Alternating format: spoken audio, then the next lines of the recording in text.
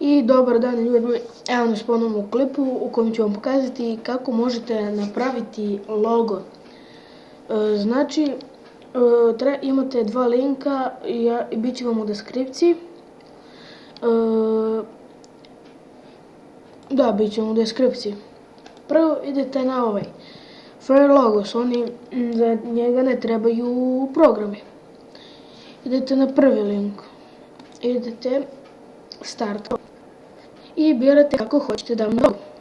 Ajde, ja ću ovako.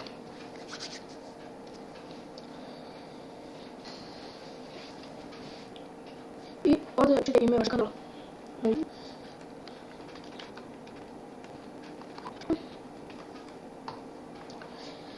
I ovdje možete da birate kako hoćete da vam izgledaju slova, ali ja to neću. Onda open font size uvek mora da vam bude 199. Znači pišemo 199.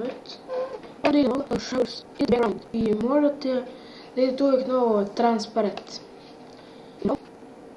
Odbirate boju, hoćete. Ajde, ja ću crno. I onda naravno idete kreativno.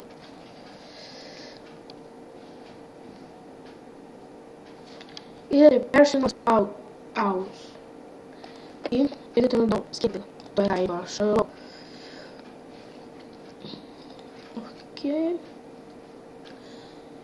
Onda vam više ne treba taj sajt. Onda idemo na drugi, PickyMonkey.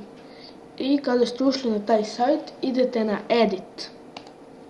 Pre toga sve morate da skinete neku sliku koju želite da bude u pozadini.